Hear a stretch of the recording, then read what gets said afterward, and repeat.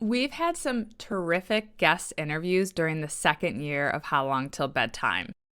Each one of the extraordinary individuals who joined me on the podcast this year has taught me a thing or two, or three or four. I can honestly say I've been enlightened and entertained by each of these guests. I sincerely hope you have as well.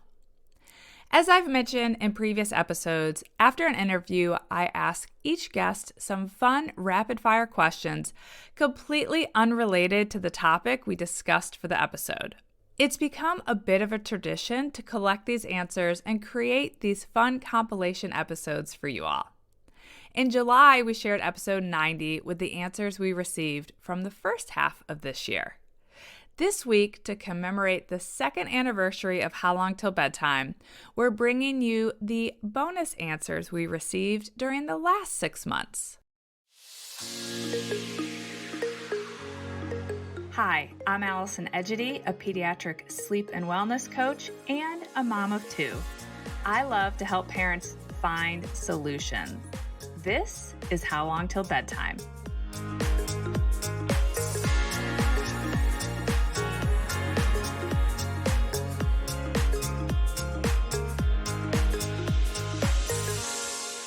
In episode 84, Casey Hodas, a maternal mental health therapist and coach, joined me to discuss proactive ways moms could prepare for their mental health postpartum.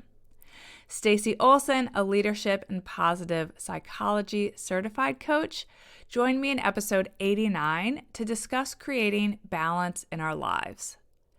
Then I talked to two teachers about everything they wish the parents of their students knew. Elizabeth Lane shared the preschool perspective in episode 104, and kindergarten teacher Meg Franco shared her insights in episode 105. And then Elizabeth Newton, a registered dietitian and prenatal nutrition specialist, rounded out the year with a discussion on the role electrolytes can play in reducing pregnancy fatigue in episode 110. Of course, we'll link to the individual episodes with each of these guests in the show notes. If you miss any of these episodes, I really encourage you to go back and check them out. But before you do that, listen to this episode and get to know all of the guests a little bit better. I'm going to share the rapid fire questions I asked, and then we'll include answers from each of the guests in the order I just introduced them all to you. I started by asking each guest for the best piece of parenting advice that they've ever received or heard. I thought I had heard almost every variation of parenting advice that's out there, but you guys, these ladies brought their A game to this question. They shared some nuggets I had never really thought of. I know you're going to love their answers. I wish that I don't know if it would have made a difference because I think a lot of times, you just learn the hard way with parenting. But I do wish that someone had just explained that there's always a trade-off. Like if you take time for yourself, it's not going to be 100% relaxing and it's not going to be a 100% of a break because you are still a mother. When you have a date night with your spouse, like it's not 100% all about the two of you. You've got to secure a babysitter for that, and you got to make sure you're back in time, and you got to keep your phone on just in case like they need you.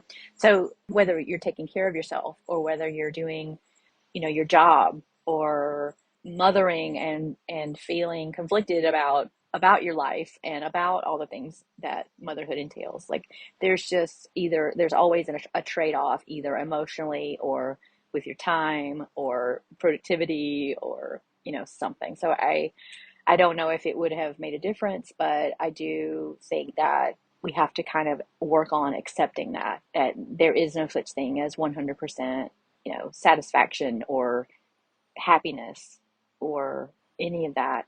It's always a little bit of this, a little bit of that. Let your kids know that they are amazing every day, and not because to just prop them up. They're still like real life and everything, but they're also amazing. And so every day I tell my kids that, the world's a better place that you're in it. You're amazing. This is great. I still give them feedback on things, how they can grow and learn, but that is also an important message. So every single day. So this is not from the perspective of a parent, but from a teacher, because obviously that's my role. Somebody once gave me the advice of connect before you redirect, which I love because in early childhood education, if you do not have a relationship or a base of connection, your redirections are not going to work. They're just going to be ignored because they don't really care about who is telling them that redirection. If you don't have a positive relationship, they're not going to listen to you. So making a point to have that development before you give redirection is huge. So just not only overall having a solid connection, but in the moment as well. So for example, if a child's being really, really loud, instead of saying stop that or quiet down, connecting before you redirect. So saying, I love that you are so excited. I'm excited too, but we need to lower our volume so our friends' ears don't hurt. Something like that connect before you redirect. Best parenting advice is when your child begins to drive, put $1,000 in a savings account in your name and their name. If they have no accidents by the time they turn 18 or whatever age you choose, then that money is theirs. If they do have an accident, that's the deductible for the insurance. Someone told me once to really avoid the comparison trap when making parenting decisions, and that really rings true with me. So learning how to tune out the noise and figure out what feels best for you, your child, and your family as a whole. People always have lots of parenting advice, sometimes unsolicited, and the internet and social media can be so overwhelming. So I try to use these as a guide, but ultimately what someone else is doing with their kid might not be best for mine, and it helps me to remember that. I'm a huge fan of books and podcasts, and I always love to hear what other people are reading or listening to. So I asked the ladies for a recommendation of either a book or a podcast that they've really enjoyed. I took note of several of their suggestions, and I think you're going to want to as well. Let's start with the book recommendations from Casey, Stacy, and Meg. A book that I'm currently reading right now is called Breath by James Nestor, and it is fascinating. It is all about how our breathing has changed over the course of evolution and the changes in our lifestyle and the foods that we eat, and how we can adjust how we breathe to be a little more healthy. And breathing is connected to so many different issues such as ADHD and asthma, sleep apnea, and anxiety for sure. And so I don't know, it's just really it's just really fascinating, and I highly recommend it. I'm listening to it on Audible, so I really like audiobooks for nonfiction and my Kindle for fiction. Two of my absolute favorite books is Essentialism by Greg McKeown, which will, link in or tie with the podcast that we did, and also The Happiness Advantage by Sean Aker. I have to say, most any children's book are my favorites. My one favorite children's book is Once Upon a Cool Motorcycle Dude or Once Upon a Royal Super Baby. Any book by Ellen Hildebrand is a favorite book for me because it's such a great beach read. And Elizabeth Lane and Elizabeth Newton shared podcast recommendations. My favorite podcast right now is I Am All In with Scott Patterson. He is one of the stars of Gilmore Girls, and I'm a huge Gilmore Girls fan. Always love an excuse to rewatch that, so I have been listening to that for the past couple of years, actually. It's I think they're in season 4 right now. I love Krista Bigler's Less Stress Life podcast. There are so many great health and wellness nuggets in her episodes. This time of year, especially when it's dark so early, I love to curl up with a hot tea and watch something good on TV, sometimes a guilty pleasure. I'm so glad I took this opportunity to ask my guests for their current favorite shows. Their recommendations ought to have me covered for quite a while. A show that I'm currently watching is called The Midwife. It is amazing, and there are like 11 seasons on Netflix. And I just think the show is so smart and touching, and I usually cry at every episode, but they address so many issues that are still things that are relevant today. The show takes place over uh, decades, like I think when it starts, it's in the early 50s and on up. The underlying theme through the entire show is, what the world looks like when women have the support they need, not only during pregnancy, but after. And I just love it so much. It just really makes you think about the care that we receive in our healthcare system, and it's just amazing. I'm not actually watching a show right now. Don't watch much TV, but do have a few favorites. Just finished up Ted Lasso. Love it. And love Grey's Anatomy and watch a lot of reruns in that when I am looking for something to watch. I am currently watching This Summer I Turned Pretty on Amazon because I am all about the lighthearted teen love triangles. I like to avoid the stressful shows right now just because back to school, I want some lightheartedness in my life. So I'm keeping it light and airy with that. The show I am currently watching is The Night Agent. I just started All the Light We Cannot See on Netflix.